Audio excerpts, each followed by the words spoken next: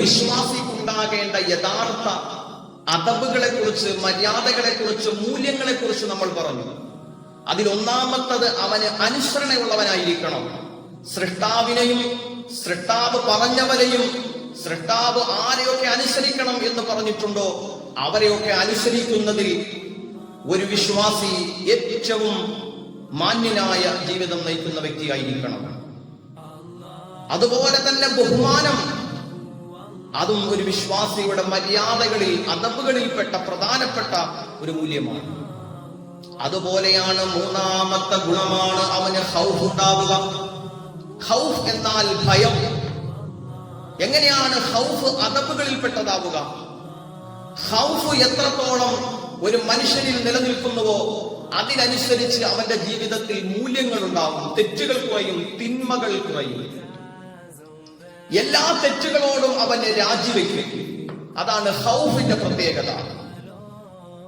അതാണ് ഖൗഫ്. തന്റെ സൃഷ്ടാവിനോട്, തന്റെ സൃഷ്ടാവ് ചെയ്യരുത് എന്ന് പറഞ്ഞ കാര്യങ്ങൾ, ഉപേക്ഷിക്കണം എന്ന് പറഞ്ഞ കാര്യങ്ങളോട് യാതൊരു ഉപാധികളുമില്ലാതെ ഖൗഫ് കാണിക്കൽ, ഭയമുണ്ടാകൽ. എന്റെ സൃഷ്ടാവിന്റെ മുമ്പിൽ ഞാൻ മറുപടി പറയണമല്ലോ, എന്റെ സൃഷ്ടാവിന്റെ മുമ്പിലേക്ക് ഞാൻ പോകണമല്ലോ, എന്റെ സൃഷ്ടാവ് ഇത് കാണുമല്ലോ, എന്റെ സൃഷ്ടാവ് ഇത് അറിയുമല്ലോ എന്നൊരു വിശ്വാസി ചിന്തിക്കുന്നിടത്തു നിന്നാണ് അവന്റെ ജീവിതത്തിൽ മര്യാദകൾ പിറവികൊള്ളുന്നത്. മാന്യമായിട്ട് അവൻ ജീവിക്കാൻ ശ്രമിക്കുന്നത്. താൻ കാരണം മറ്റൊരാൾക്ക് വേദന ഉണ്ടാകരുത് എന്ന് ഒരു വിശ്വാസി ചിന്തിക്കുന്നത് ആ നിമിഷം മുതലാണ്. കാരണം അല്ലാഹുവിനെ കുറിച്ച് പറയുമ്പോൾ, അല്ലാഹുവിനെ കുറിച്ച് ചിന്തിക്കുമ്പോൾ അവന്റെ ഹൃദയങ്ങൾക്ക് ഉൾക്കിടിലം ഉണ്ടാകുന്നതാണ്. അവൻ അല്ലാഹുവിലേക്ക് അടുക്കാൻ കൂടുതൽ കൂടുതൽ ശ്രമിക്കുന്നതാണ്. പരിശുദ്ധമായ ഖുർആൻ പറയുന്നു, വഖുലൂബുഹും വജിലത്തുൻ അന്നഹും ഇലാ റബ്ബിഹിം റാജിഊൻ. വഖുലൂബുഹും, അവരുടെ ഹൃദയങ്ങൾ വജിലത്തുൻ, ഉൾക്കിടിലമുണ്ടാകും, ഭയമുണ്ടാകും. അവരുടെ ഹൃദയങ്ങൾ ഭയചകിതമാകും. കാരണം അവർ അല്ലാഹുവിനെ കുറിച്ച് ചിന്തിക്കുന്നു, അല്ലാഹു പറഞ്ഞ കാര്യങ്ങളെ കുറിച്ച് അവൻ ഓർക്കുന്നു. എന്നിട്ടോ അന്നഹും ഇലാ റബ്ബിഹിം റാജിഊൻ, ആ തെറ്റുകളോട് രാജിവെച്ചുകൊണ്ട് അവൻ അല്ലാഹുവിലേക്ക് അടുക്കാൻ ശ്രമിക്കുന്നു. ഉലൈക യുസാരിഊന ഫിൽ ഖൈറാത്തി വഹും ലഹാ സാബിഖൂൻ. എല്ലാ തെറ്റുകളിൽ നിന്നും പിന്തിരിഞ്ഞു കഴിയുമ്പോ അവർക്ക് നന്മകളിലേക്ക് അടുക്കാൻ തോന്നും. അവരാണ് മുൻപന്തിയിൽ ഉള്ളവർ എന്ന് പരിശുദ്ധമായ ഖുർആൻ. അതാണ് വിശ്വാസി. അതുകൊണ്ടാണ് വിശ്വാസിക്ക് ഏറ്റവും മൂല്യമായിട്ട്, അമൂല്യമായ ഒരു വിലപിടിപ്പുള്ള വസ്തുവാണ് ഖൗഫ് എന്ന് പറയുന്നത്. അനുസരണ പോലെ, ബഹുമാനം പോലെ അവനെ സൃഷ്ടിച്ച സൃഷ്ടാവിനോട് അവന് എപ്പോഴൊക്കെ ഭയമുണ്ടോ അവൻ വ്യഭിചാരത്തിൽ നിന്ന് പിന്മാറും, പലിശയിൽ നിന്ന് പിന്മാറും, കളവിൽ നിന്ന്, കൊലയിൽ നിന്ന്, ചതിയിൽ നിന്ന്, വഞ്ചനയിൽ നിന്ന്, മറ്റൊരാളുടെ മനസ്സ് വേദനിപ്പിക്കരുത്, ഇങ്ങനെയുള്ള അവന്റെ ജീവിതത്തിലെ മോശപ്പെട്ട കാര്യങ്ങളിൽ നിന്നൊക്കെ അവൻ മാറി നിൽക്കുകയും നന്മകളിലേക്ക് അവൻ കൂടുതൽ അടുക്കുകയും ചെയ്യുന്നതാണ്.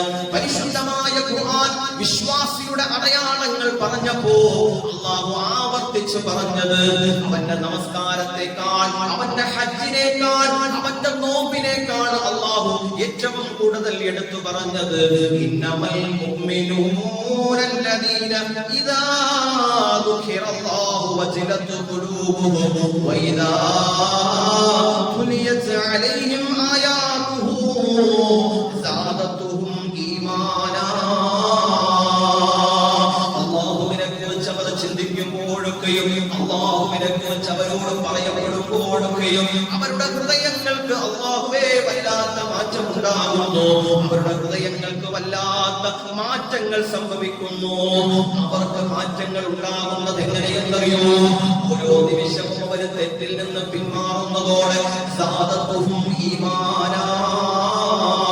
അല്ലാഹുവിനെ കുറിച്ച് കേട്ടുകൊണ്ടിരിക്കുമ്പോ, അല്ലാഹുവിനെ കുറിച്ച് പറയുന്നത് അവർ ചിന്തിക്കുമ്പോ, അല്ലാഹുവിന്റെ കൽപ്പനകൾ ഓർക്കുമ്പോ, അല്ലാഹു നിരോധിച്ച കാര്യങ്ങളെ കുറിച്ച് അവർ ചിന്തിക്കുമ്പോ സാദത്തുഹും ഈമാനാ, അവരുടെ ഹൃദയങ്ങൾക്ക് ഈമാൻ വർദ്ധിക്കുന്നതാണ്. കണ്ടില്ലേ ഖുർആൻ പറയുന്ന ആശയങ്ങൾ അത് വിശ്വാസിയുടെ ഹൃദയത്തിൽ ഉണ്ടാകുന്ന സൃഷ്ടാവിനോടുള്ള ബഹുമാനത്തിന്റെ ഭാഗമായ ഭയത്തെക്കുറിച്ചാണ് പറയുന്നത്, ഇല്ലേ?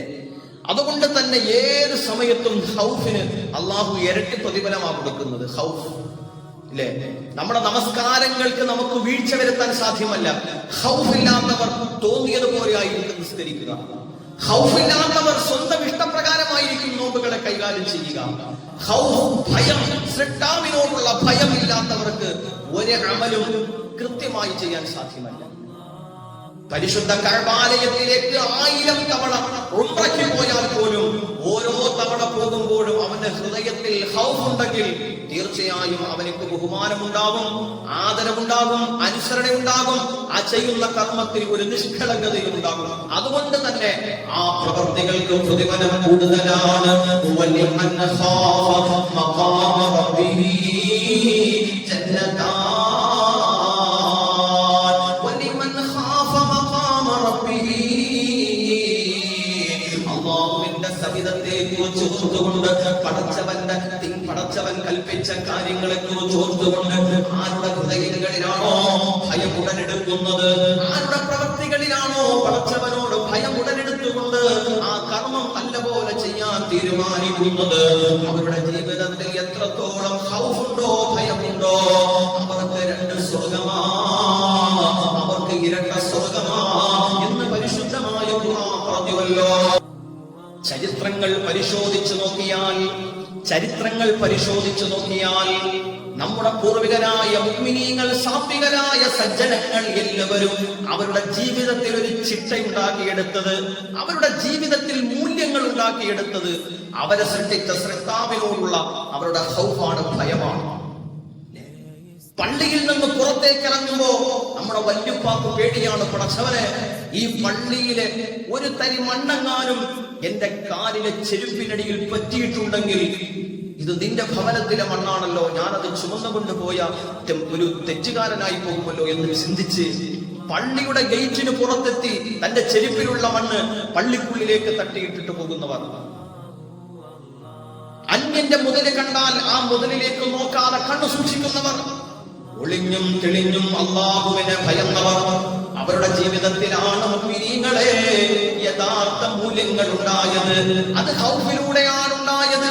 കണ്ടില്ലേ മഹദിയായ ആയിഷ റളിയല്ലാഹു തആല അൻഹാ, അവിടുന്ന് വൃക്ഷങ്ങളിൽ നിന്ന് പഴുത്ത് താഴേക്ക് വീഴുന്ന ഇലകൾ കണ്ടാൽ മഹദിയായ ആയിഷ റളിയല്ലാഹു തആല അൻഹ പറയുമായിരുന്നു, യാ ലൈതനീ കുന്തു വറഖതൻ മിൻ ഹാദിഹി ശജറ, അല്ലാഹുവേ, ഞാൻ ഈ ഉണങ്ങി ദുരുമിച്ചു പോയ കരിയിലയായി പോയിരുന്നെങ്കിൽ, ഞാൻ ഈ പൊഴിഞ്ഞു വീഴുന്ന ഇല പോലെ ആയിരുന്നെങ്കിൽ എത്ര നന്നായിരുന്നു റബ്ബേ.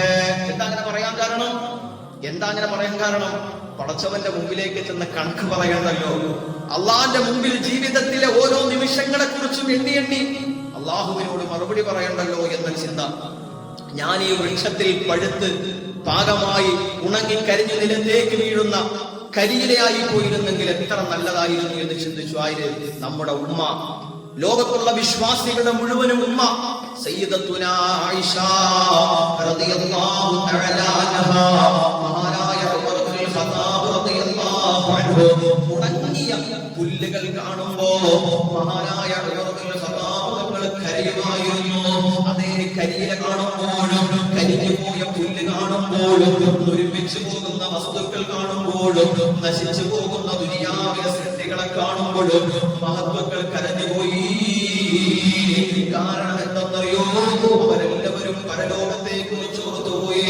അല്ലാഹുവേ, ഞാൻ ഈ ഒരുമിച്ച് ഉണങ്ങി അല്ലാഹ് നശിച്ചു പോകുന്ന ഒരു പുല്ലായിരുന്നുവെങ്കിൽ എത്ര നന്നായിരുന്നു എന്ന് മഹാനായ തങ്ങൾ എത്ര തവണയാ പറഞ്ഞിട്ടുള്ളത്.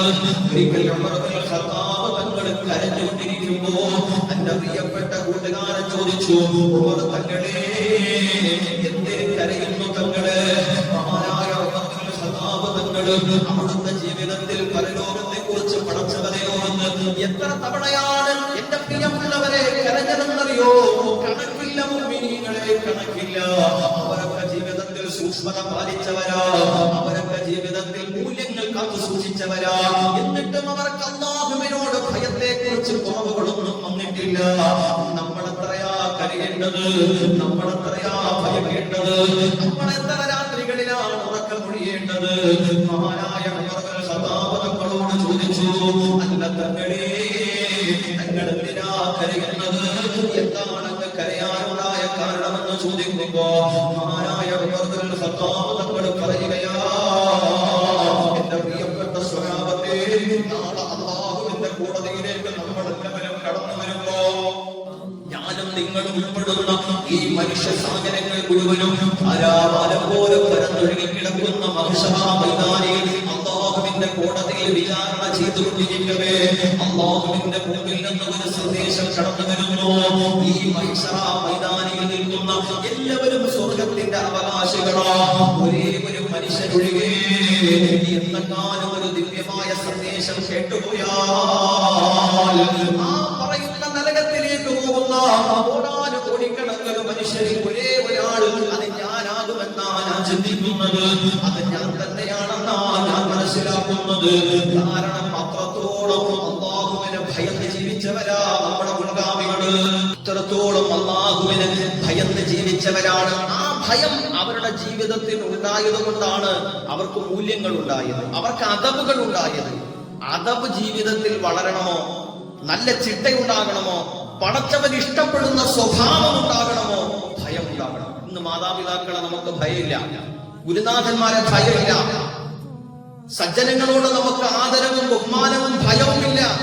അള്ളാഹുവിന്റെ കൽപ്പനകളെ നിസ്സാരവൽക്കരിക്കുന്നു, നമസ്കാരം നിസ്സാരവൽക്കരിക്കുന്നു, ഏത് നന്മകളെയും നിസ്സാരവൽക്കരിക്കുന്നു. ഒന്നിനോടും നമുക്കൊരു ഭയമില്ല.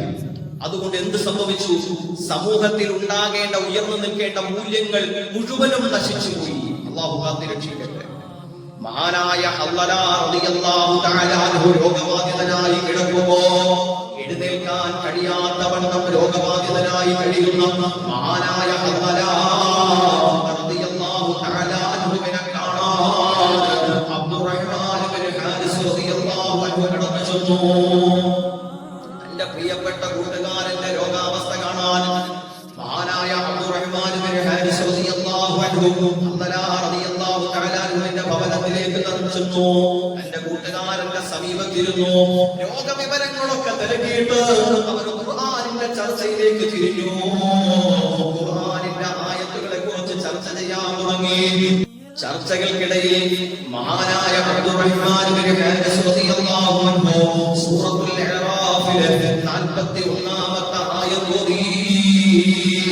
ലഹും, ആ നരകവാസികൾക്ക്, ആ നരകക്കുണ്ടുകളിൽ അവർ കഴിയുന്നത് തീരാൻ നിർമ്മിക്കപ്പെട്ട മെത്തകളിലാ. ലഹും മിൻ ജഹന്നമ മിഹാറാ, നരകവാസികൾക്ക് നരകത്തിൽ തീരാൻ നിർമ്മിക്കപ്പെട്ട മെത്തകളാണ് നൽകപ്പെടുക. വമിൻ ഫൗഖിഹിം അബാസ്, ആ നരകത്തിൽ കഴിയുന്ന നരകവാസികൾക്ക് മൂടാൻ കൊടുക്കുന്ന പുതപ്പുണ്ടല്ലോ, അതും തീരാൻ നിർമ്മിക്കപ്പെട്ടതാണെന്ന ആശയമുള്ള സൂറത്തുൽ ഇഅ്റാഫിലെ 41ാമത്തെ ആയത്ത് ഓതിയപ്പോ രോഗിയായി കിടക്കുന്ന ഹല്ലലാ റളിയല്ലാഹു തആല അൻഹു ചാടി എഴുന്നേൽക്കാൻ ശ്രമിക്കുന്നു, കഴിയുന്നില്ല. പടച്ചവനേ, താൻ കിടക്കുന്ന കിടക്കപ്പായിൽ കിടന്നുകൊണ്ട് പിടയുകയോ ഒരു രോഗിയായ മനുഷ്യന്റെ വ്യഗ്രത കണ്ട് ഭയം കണ്ടുകൊണ്ട് മഹാനായ അബ്ദുറഹ്മാൻ ഇബ്നു ഹാരിസ് റളിയല്ലാഹു അൻഹു ചോദിച്ചു, ഹല്ലലാ, നിനക്ക് എഴുന്നേൽക്കാൻ കഴിയില്ല ഹല്ലലാ, നീ ഒരു രോഗിയാണ് ഹല്ലലാ, എന്തിനു പിടയ്ക്കുന്നു എന്ന് ചോദിച്ചപ്പോ ഹല്ലലാ റളിയല്ലാഹു തആല പറഞ്ഞു, അബ്ദുറഹ്മാൻ, നരകത്തെ കുറിച്ച് പറയുമ്പോ, നരകത്തിലെ ശിക്ഷകളെ കുറിച്ച് പറയുമ്പോ എനിക്ക് എങ്ങനെയാണ് കിടക്കാൻ സാധിക്കുന്നത്? എന്റെ മനസ്സ് പിടയുന്നു, എന്റെ മനസ്സ് വല്ലാതെ ആശങ്കപ്പെടുന്നു. എന്റെ പ്രിയപ്പെട്ട സഹോദരങ്ങളെ, എത്ര കാലമാ നരകത്തെ കുറിച്ച് കേൾക്കുന്നു, എത്ര കാലമാ പടച്ചവനെ കുറിച്ച് അറിയുന്നു. നമ്മുടെ മനസ്സിലെക്കാനും ഹൗഫ് വന്നോ? നമ്മുടെ മനസ്സിലും നമ്മുടെ പ്രവൃത്തിയിലും സ്വഭാവത്തിലും